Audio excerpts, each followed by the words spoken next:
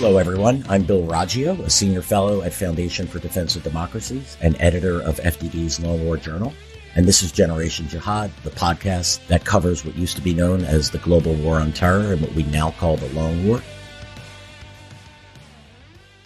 Last week, there was renewed fighting between the Israeli military and Palestinian militants in Gaza.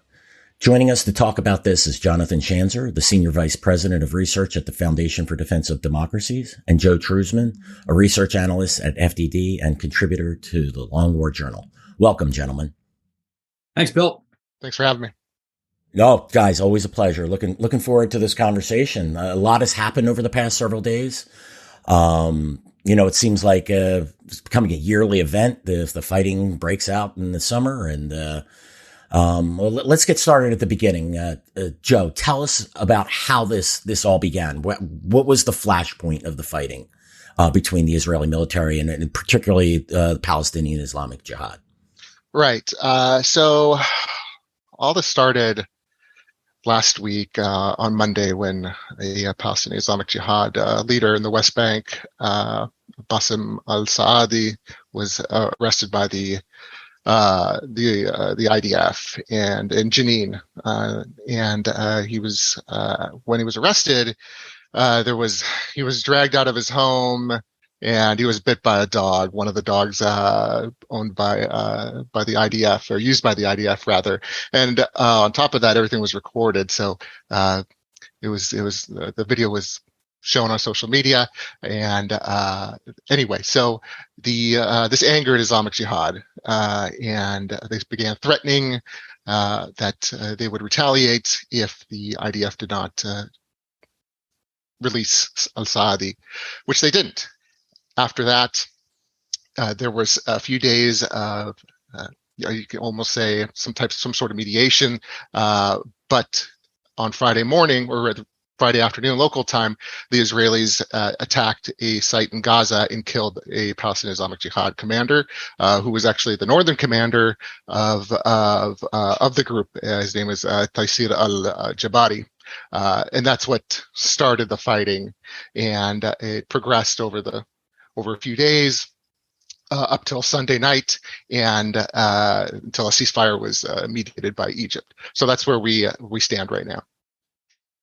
And John, any thoughts on the origins of this fighting and where we are today? Yeah, of course. Look, I think actually you got to step back just another year or maybe 20 actually. Maybe 40. No, just 20. First of all, where Bassem al-Saadi was arrested was the town of Jenin.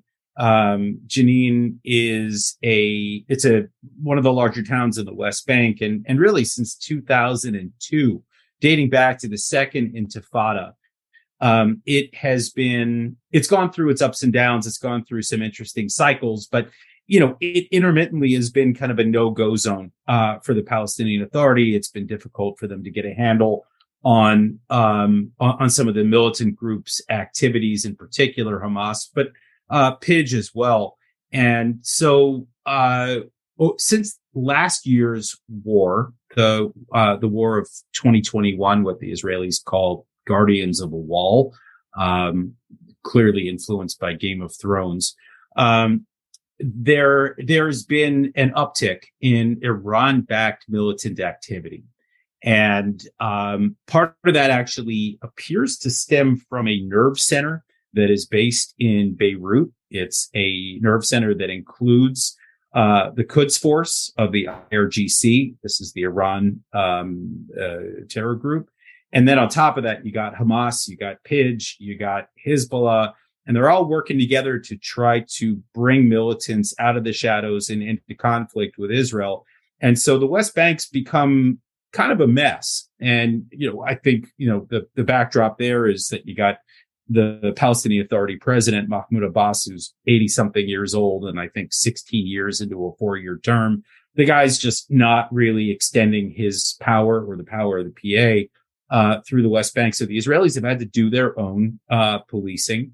And so they went in and they nabbed this guy, Bassem al-Saadi, as Joe mentioned.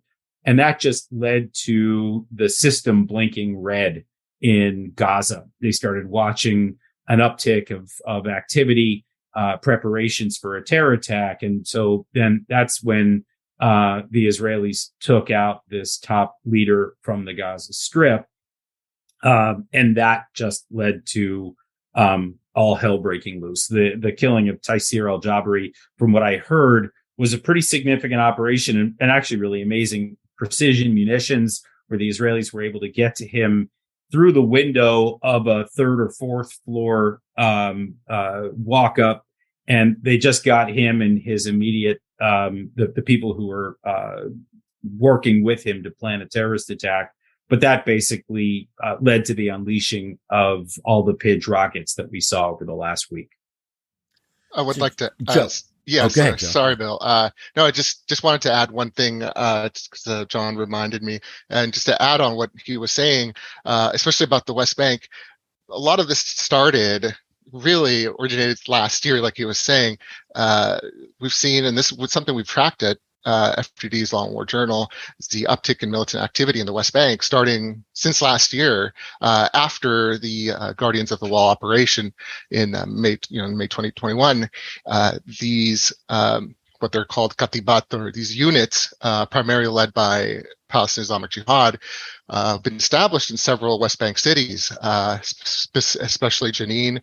There's Tulkarm, there's a Nablus unit, there's another unit as well. So these organizations, these Katibat or units that have been established by PIJ, have been causing a lot of problems for the IDF as it operates in the West Bank, especially during counterterrorism missions. So that's what we've seen a lot of clashes and you likely will remember the Shireen Abu Akleh killing. That was during a huge firefight between the IDF and these Katibat units. So this IDF has had a Palestinian Islamic Jihad problem for a while now, especially in the West Bank. And Bassem, like John said, al-Saadi's arrest last week just really set things off. So other than Asadi and Jabari, the Palestinian Islamic Jihad commanders you both mentioned previously, have there been any other important leaders killed or captured by the IDF during the current operations? The IDF over the weekend, they claimed that they basically took out the entire leadership. And I'll read a direct quote from I believe it was the Jerusalem Post. It said, and you had a IDF spokesman say, according to our intelligence, all of the senior security operatives of Gaza's Islamic Jihad have been eliminated. What are your thoughts on that? Yeah, I mean, they took out another senior leader, a guy by the name of Khalid Mansour, another military leader in the Gaza Strip. As I understand it, they also took out the head of the rocket division, who was, let's just say, a lieutenant. And also the head of their anti-tank division. So, and then on top of that, I think there was Taysir al-Jabari's son, if I'm not mistaken. They took out a lot of the leadership. Speaking to a senior Israeli official yesterday, the word that they use in Hebrew was tzameret, which is the sort of the cream, the top level of Pidge. It's actually interesting. The IDF has stopped calling it Palestinian Islamic Jihad or Pidge. They're just calling it Islamic Jihad now. Yeah, I noticed that in the statement. I thought that was quite interesting. Yeah, and actually part of that, I think, stems from the fact that they don't want to associate this with the Palestinians. This is, after all, an Iran-backed proxy group. It really takes all of its direction and funding and gets armed and trained by Iran. So they're trying to dissociate this group from the Palestinian cause, if you will. We might call it the DIJ, the decimated Islamic Jihad, after the reports that are coming out from Israel. Look, I will just say this about the process of decapitation. And Bill, I think you and I have talked about this over the years. I mean, I've seen other moments where the Israelis have taken out top leaders from various terrorist groups. And so you got the good news from the Israeli perspective, which is, it's chaos, it's confusion within the Islamic Jihad on the one hand. On the other hand, what you could be creating, what we could be watching right now, is sort of a Hydra effect, where, the group is forced, to generate new leaders, but now probably to operate more in the shadows, more in a cell structure, which means that each independent cell will have independent operations, right? So you've got the potential now to make it more difficult for Israel to target them in the future. We don't know, and we'll have to find out. But it's sort of, I think it'll be an interesting thing to watch as they look to rebuild their ranks, how the organization will be structured. Yeah, I think that the, again, I'm always targeted killing and capturing of terrorist leadership. Certainly important, but without a sustained operation, my experience is they tend to regenerate. I mean, the IDF is very good at this. They have good intelligence. They have excellent tactics, but these problems have persisted for decades. But without a doubt, this will set the Islamic Jihad, Palestinian Islamic Jihad, back. For at least in the short term. Joe, any? Yeah. And okay. One other thing I'll just mention, Bill, that I heard yesterday, which shocked me actually, is that usually when these battles break out, when you look at Hamas or Hezbollah in particular, their leadership immediately goes underground, right? I mean, they will go literally, several stories beneath the earth to make sure that they are not killed. Pidge did not do that. And it left them susceptible to the kind of decapitation operations. Now, why they did that, I don't know. Maybe they didn't expect the Israelis to preempt, because the Israelis did strike first, and that may have, caught them off guard. But I mean, the tensions, as Joe mentioned, were already running pretty high. There was no reason for them to, to stay above ground and to potentially put themselves in harm's way. But the Israelis have, and I think we've talked about this on this show before. They've got total intelligence dominance in the Gaza Strip. Their ability to penetrate not just Pidge but Hamas is remarkable, and so they went out and just took out everyone that was above ground. Yeah, and the Israeli weakness to me is the ability to sustain these operations because of the media criticism and the international outrage that follows these type of operations. And I think that's what really it's almost they're firefighting. They put out the fire, it stays out, and then we wait another year and another fire. Between it's and again, when I say inability, it's not a technical inability. They have the ability to do it, but they're unable to sustain these operations because of international pressure, because of media pressure. And not just that. And then there's various groups that, they don't have to just deal with Palestinian Islamic Jihad. They have to deal with Hamas, and they have to deal with a host of other groups that are operating and look, Hezbollah. We can go on with the list of groups. I'm just curious what you both think about that. Just add on to also what John was saying just a moment ago. I think they definitely heard past Islamic Jihad, especially eliminating the leadership, at least the two major commanders, the northern and southern commanders, and their deputies. But we kind of saw this in 2019, the killing of PIJ commander Bahabu al-Atta. And he was actually replaced by Taysir al-Jabari. And so my point is, these guys get replaced. So they just kind of like you were saying, they're kind of putting out the fire right now. But I think this is just these guys are gonna get replaced, and it's just gonna happen again. It's just like this vicious cycle. So, but yeah, definitely, PIJ was caught off guard. I don't think they were expecting this attack, a preemptive attack. And I got the sense that it took them a while to get going here, in their response. So, but yeah, as far as the leadership is concerned, I think they were definitely, hurt. But I can't say for sure if the entire leadership was removed or eliminated. When you talk about that whack-a-mole game that, the Israelis are, undeniably engaged in and continually engaged in, people always ask, well, how do you finally break the cycle? And for me, it's actually a fairly simple equation. And that is, you got to you got to cut off the flow of funds and weapons and training from Iran. That's pretty much it. Of course, I mean, these groups will be able to fight, but they won't be able to fight as effectively if they're not trained and armed and funded by their masters in Tehran. And so, for me, I look at the context of this battle. It was really interesting because it happened right as nuclear talks renewed in Vienna.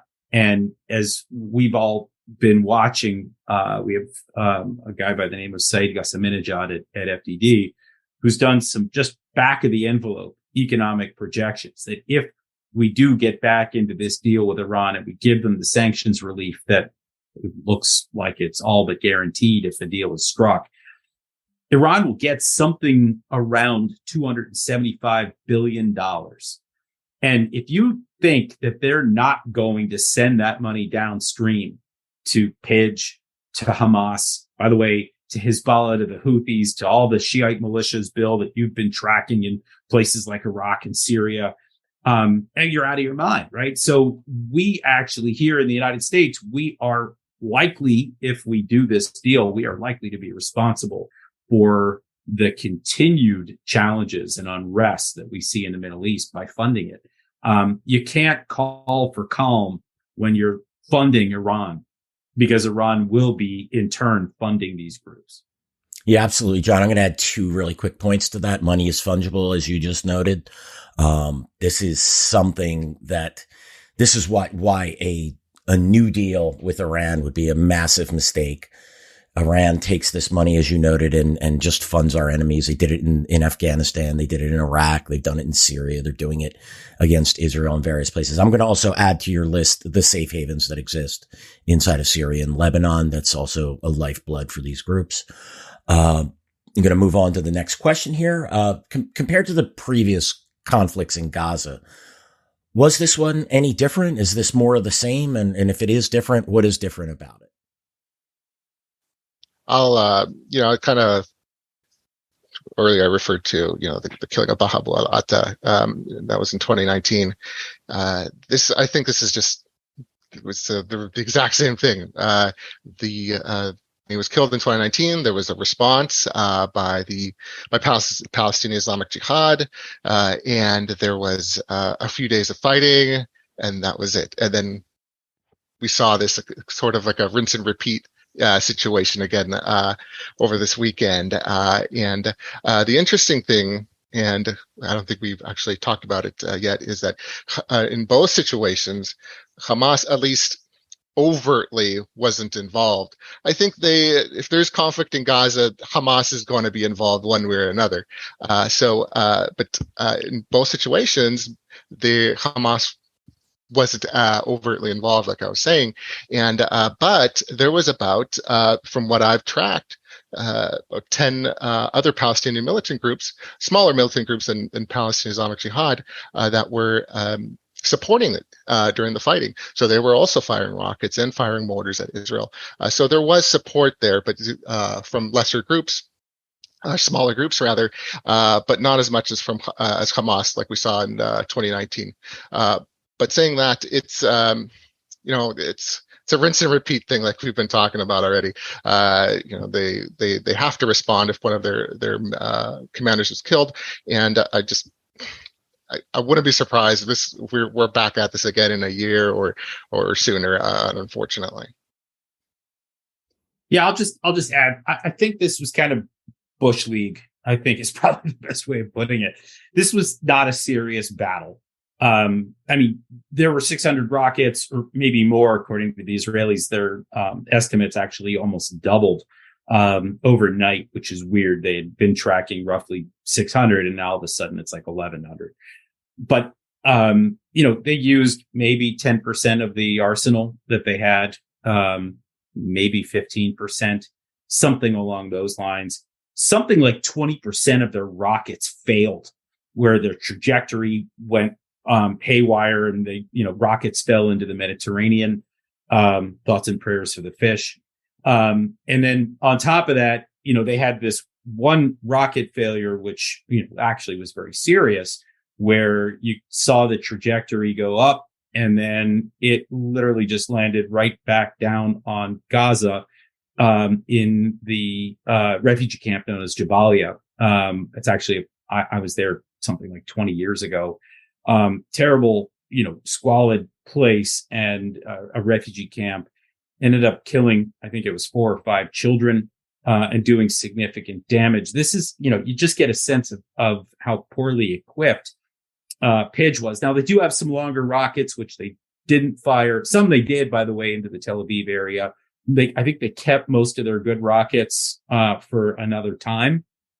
And so you just got a sense that this was not as serious of a battle. It was obviously very scary for both sides, all the civilians living in both Gaza and in Israel. But this was, I would say, if you're going to rank the sort of clashes that we've seen over the last 10 years, this was probably toward the bottom in terms of seriousness, in terms of, the sort of death and destruction that it could have caused. And I think that really does have a lot to do with the primary fighter on the Palestinian side, Palestinian Islamic Jihad. I think was really revealed to be, look, I don't want to say they're a paper tiger. They still have the ability to fight, but this is not, Hamas is a far more structured organization.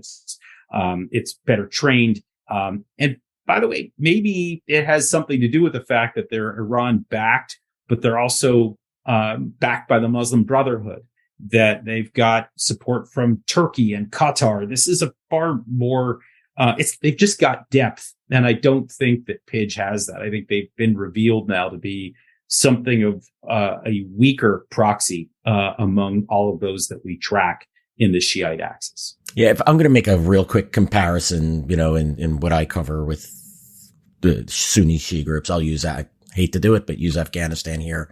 It's like comparing the Taliban and the Islamic State, or the Taliban Al-Qaeda axis, really, and the Islamic State. One controls the state and has, large numbers of fighters and vast the resources of military, the U.S. and Afghan military left behind. And the other has several thousand fighters, can launch some harassing attacks, essentially. But when it comes down to it, they're not comparable.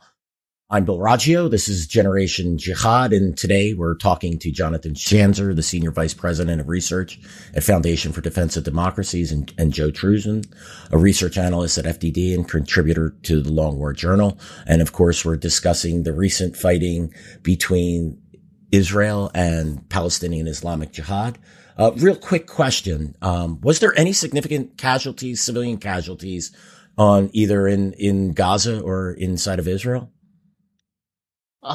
From what I haven't seen the latest numbers, but I think from as far as casualties on the Gaza side, there are about 40. But that's the last time I checked, and that was some hours ago. So that may be different. I don't believe there were.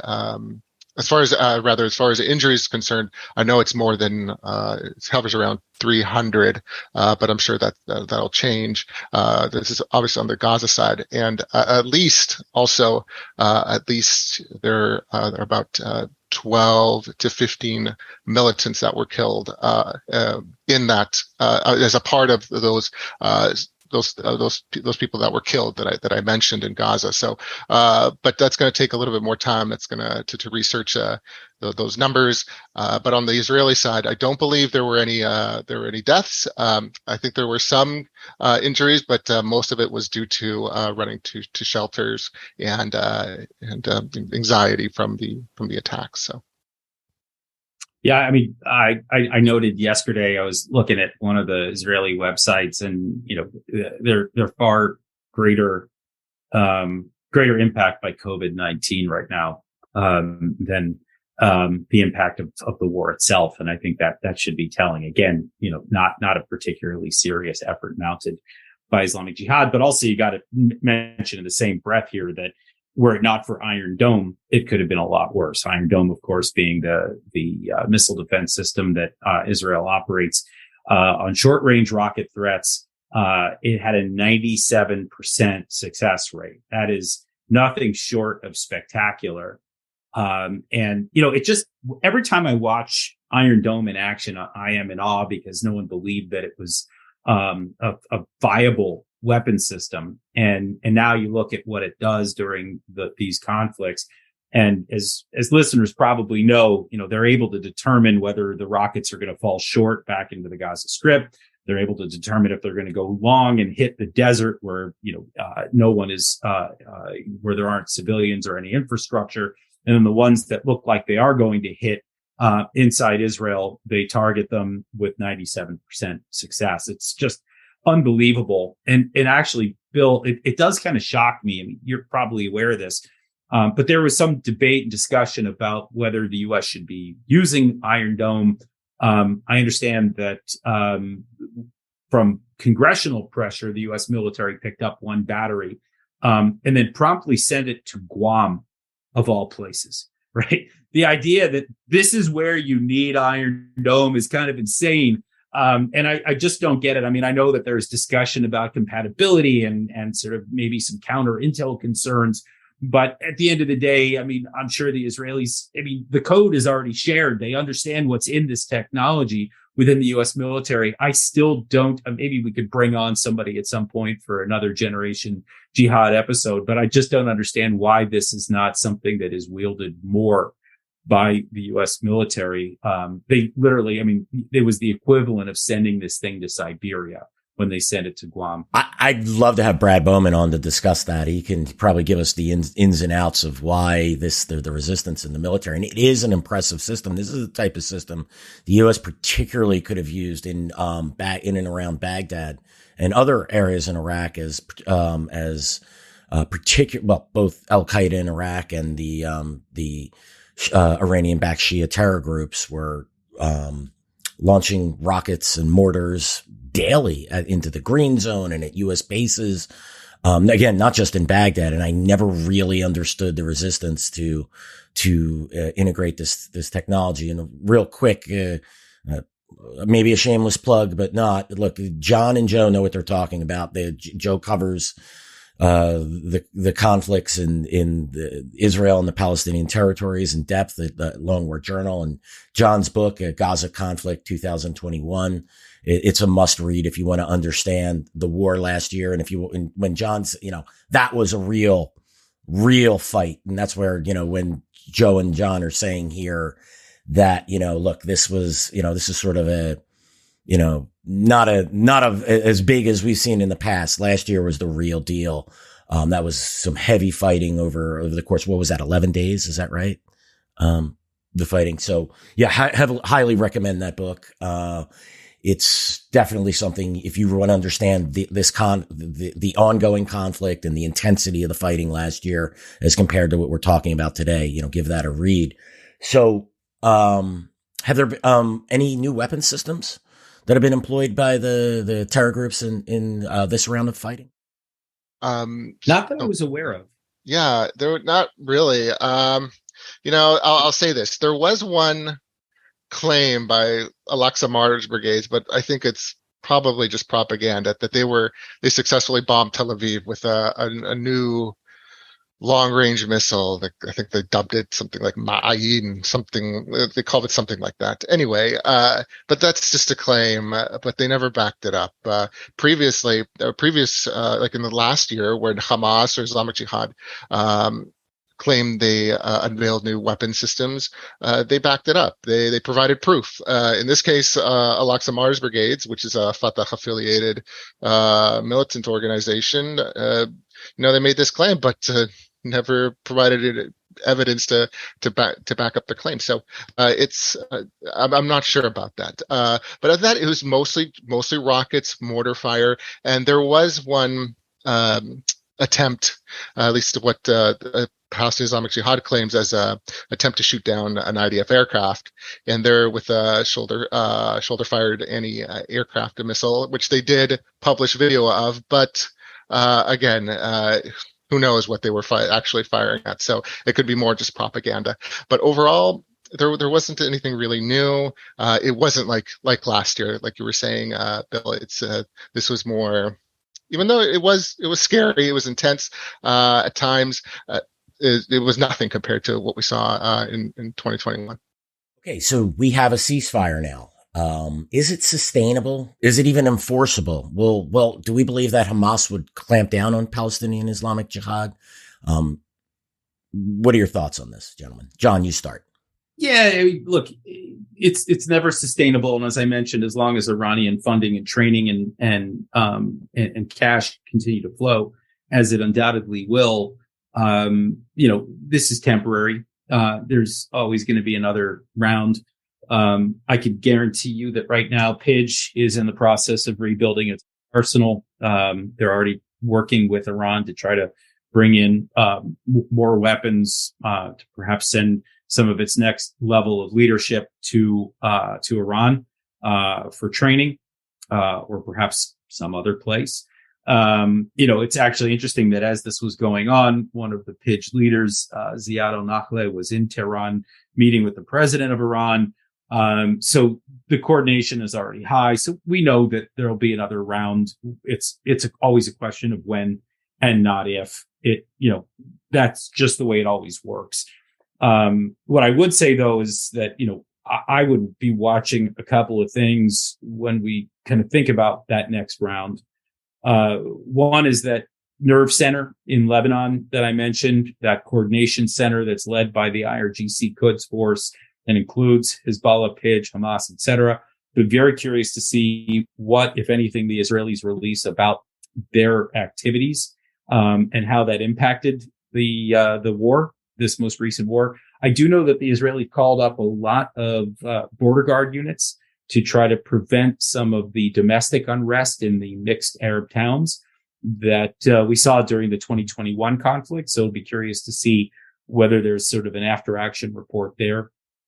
I would also continue to watch the West Bank for that lawlessness that we talked about, these no-go zones where the Palestinian Authority is unable to govern. I'll be curious to see whether Hamas and Pidge and others double down on their activities there. But I will just say that there were some interesting lessons that I think the Israelis conveyed for those considering another round. I mean, the complete and total intelligence dominance of the Pidge leaders, where they were, their ability to get at them. That's a hell of a lesson, I think, for the other members of the Iranian axis who may be considering another bout with Israel. Hezbollah, right? I mean, we all keep talking about when, not if, that round occurs. I'm sure that Hezbollah was watching carefully and saying, whoa, they were able to get to the top leaders and they did so preemptively. What does that mean, for Hezbollah? Hamas, they sat out and, they didn't stop Pidge from fighting, but they sat out. They didn't want to be part of another round, perhaps still licking their wounds from the last go, perhaps just not seeing how it was worth it. There was, by the way, an interesting conversation. I was listening to Israeli news over the weekend, and there was a conversation about whether Hamas should have paid a price as the semi-sovereign in the Gaza Strip for allowing this to happen in the first place, right? It's, on the one hand, you could say, well, they sat it out and they didn't want to get involved in this war. Great. But what about allowing the territory that they control to be used for yet another rocket war? So I think there's kind of an open question of deterrence. So I'd say a lot of open questions here after this round. Again, though, because it was a relatively small one, I don't expect there to be a significantly lengthy debate. John, one quick follow-up question. Is the Palestinian Authority becoming increasingly irrelevant? They don't have any, they can't extend the writ into Gaza that is Hamas controlled. And now they're increasingly, as you mentioned, you and Joe both mentioned, the no-go zones that seem to be increasing in the West Bank. What are your thoughts on the sustainability? I mean, it's crazy that we consider the Palestinian Authority to be the moderate faction of the Palestinians here. But what are your thoughts on how is it becoming increasingly more irrelevant over time? Yeah, I think so. And it's unfortunate. I mean, I think that can be changed rather quickly with a new president, a new chairman of the Palestinian Oh, Authority. right. But how long has he been president? When was the last election? The guy's been in since Arafat died, which was November 2004. He was named the PLO chairman shortly thereafter in early 2005. And he's been in that chair ever since. And the guy, is like falling asleep at meetings. He doesn't, this is not a serious leader anymore. And during the last round of fighting, there was a lot of concern about the general irrelevance of the PA. I would say it probably looked even more so during this round. Although, by the way, I would say that it's possible that the PA was providing some intelligence to the Israelis on the whereabouts of Pidge. I would not be surprised if that happened. So there is still some some coordination, but I think, from what I understand, the Israelis are far more active right now. I'm on this WhatsApp feed from the IDF, and they're constantly reporting the various operations that they are conducting in the West Bank. Some of them, out in the open where, you can see IDF trucks, some of them carried out by what's known as the Duvdevan division, where, you got, if you've seen the show Fauda, they dress up like Arabs and then all of a sudden, take off their keffiyehs and go in and arrest people. So there's just a lot of activity right now, which I think is not a good sign, right? I'd much rather be seeing Palestinian security forces doing most of this dirty work, but we're just not seeing it. The tensions are running high between the PA and Israel. The diplomatic ties are not great, and that's a problem. By the way, I'll just add one more wrinkle to all this. The Jordanian rhetoric has been a disaster, right? This is supposed to be a moderate Sunni Arab state working with the Israelis. Their rhetoric looks more and more like Hamas or Pidge or Iran, in the way that they're slamming the Israelis for literally keeping things calm. We're keeping a lid on it, more like it. I mean, I wouldn't call it calm. I would just say it's a boiling cauldron with a lid that the Israelis place on top of it. Yeah, exactly. And so I have a really hard time understanding where the Jordanians are on this. I got a hard time understanding where the PA is. I mean, I get that they have a nationalist movement that they're trying to promote. But if they want to have a chance of keeping it at least on track in some way, maybe give the Israelis what they need in order to clamp down on these no-go zones and maybe actually announce a coordinated assault on some of these pockets of unrest. Yeah. Joe, I'll start with you. Any other reactions from neighboring countries? Jordan was the one that stuck out to me as well. Look, we understand that Jordan has a significant Palestinian population. I'm sure some of that drives what is said, but I always say, sometimes you could say nothing. Have there been any other reactions from neighboring countries? Or what are you hearing out there? Yeah, I think I saw a statement from the Saudi foreign ministry condemning the two things, actually. I think it was the one for Jewish visitors visiting the Al-Aqsa Mosque, the grounds of Al-Aqsa Mosque on Sunday, and also a statement about the attack, the preemptive attack the Israelis did, kind of decrying it or deriding it. Which was a little surprising, but not too surprising. Also, I just wanted to add what John was previously saying about we were talking about the conflict, and if it's happen again, it's a whole rinse and repeat kind of thing, unfortunately, that we've seen over the years, 2018, 2019, and obviously 2021. Yeah, there's some nice gaps there of silence, calm, which is great, but there's always something. There's always a catalyst there that something will happen, and then war breaks out. Additionally, which was John touched on earlier, is about the coordination between what's going on in Gaza and then in Lebanon.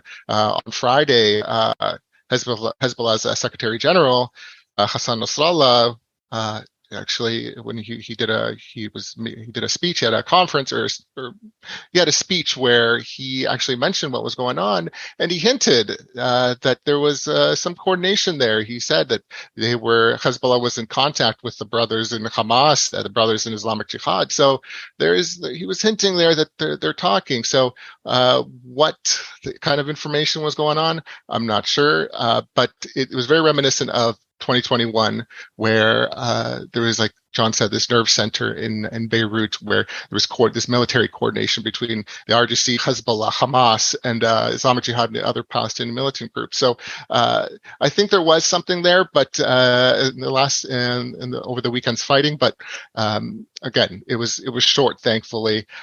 So yeah. So, final question, gentlemen. I'm going to ask you to take out your magic 8-ball, and I'm not going to hold you to any of these predictions because it's extremely difficult. There's so many factors in play. What should we expect in the short term? By short term, I would rate that as, within the next year, and in the medium term, say 2 to 4 years. I won't even ask you about the long term. What do we expect to happen? And John, we'll start with you. Look, I would actually say that for me, taking a somewhat broader view, I think there's a really interesting wrinkle within the Israeli political system right now as a result of this conflict. As you know, Israel continues to go back to the polls, inconclusive. We just saw the dissolution of an Israeli government led by Naftali Bennett, and now Yair Lapid, who is the caretaker prime minister. What was really interesting to me was that the coordination was clearly very good between Lapid. This was the first war that he's ever run as prime minister. He's only been in office for a month, and it was actually, I think, a really good lesson in the Israeli system that the IDF functions quite well, even at a moment of, let's call it, perpetual transition in the Israeli system. So I thought that was really interesting. But the other thing that really struck me, I was thinking back, when was the last time that Israel had to go through a war in the Gaza Strip or even anywhere else where Benjamin Netanyahu was not the prime minister? And I just couldn't think of it, right? I mean, you had to go back to, I guess, 2006, the war with Hezbollah, right? So we just saw this moment where I think Israelis who maybe would have said, well, Bibi is the only one, or the Likud party is the only party that we can rely on. I think Lapid just proved them wrong. And not only did he take out, a large majority, let's say, of the Palestinian Islamic Jihad leadership, but I also would say that the ending of this war was really interesting, that after we knew that a ceasefire was already locked in, by the way, the Egyptians have done a tremendous job now twice in a row of negotiating these ceasefires and trying to bring calm to the region. That is the new role of Cairo. But it was interesting because even after a ceasefire was arranged, Pidge kept firing rockets, and it was sort of petulant. I mean, they were just firing these rockets to kind of get their last licks in, maybe to try to show their people that they were going to keep fighting till the very end, et cetera, et cetera. But Lapid did not bite. He said this publicly. He said, we already got what we needed out of this, and we've got Iron Dome shooting down the vast majority of these rockets. We're not going to engage anymore. This war's over for us. It was very professional, very straightforward. And I think, I think the Israeli public will almost certainly take note of this, that it was handled rather well. And I would also say that for Iran, for Hezbollah to note that, not only did they have intelligence dominance on the Israeli side, and not only were they incredibly lethal and precise, but they were, they were able to do this during transition. So I think the Iranian axis undoubtedly is going to have a think about whether they want a next round anytime soon, regardless of who is in power. But the big thing for me to watch, honestly, the big thing that all of us should be watching is this Vienna process, this negotiation about whether Iran gets $275 billion over the next year and possibly a hell of a lot more than that over the decade to come. It would be really one of the greatest unforced errors I could think of right now in terms of, the challenges we face in curbing Iranian aggression or Iran-backed aggression. I really do hope that the U.S. does not re-enter this deal for the reasons previously discussed. John, I couldn't agree with you anymore, and excellent observations on the Israeli political side. It's something I hadn't considered.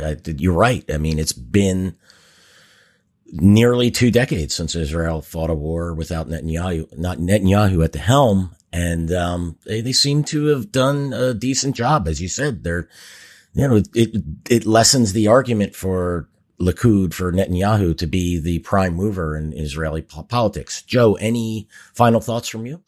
Yeah. So it's, it's impossible to say, when's the next conflict? I mean, the problem, like in this conflict, the problem stemmed from what happened in the West Bank, and it's those the Palestinian Islamic Jihad and other militant groups are still there. So, which is interesting though is that during the conflict they stayed quiet. So it was I was interested to see if they would start, making trouble in the West Bank while there was a conflict in Gaza, but they didn't.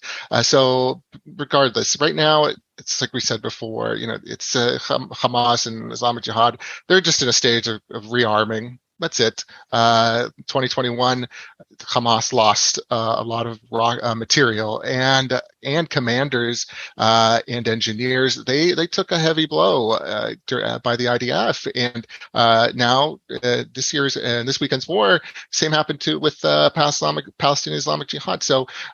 It'll happen again for sure. And I hate to say that, but in the near future, in the next few months, I think we'll be likely okay, but you never know. It could be another year from now. It could be 4 years. We just don't know. They're always in the conflict one way or another, and it just takes one event to spiral out of control, like we just saw this past weekend. Joe, John, thank you so much for joining us, for your interesting perspectives on this conflict. Thanks for joining us on Generation Jihad today. Thanks, Bill. Thank you, Bill.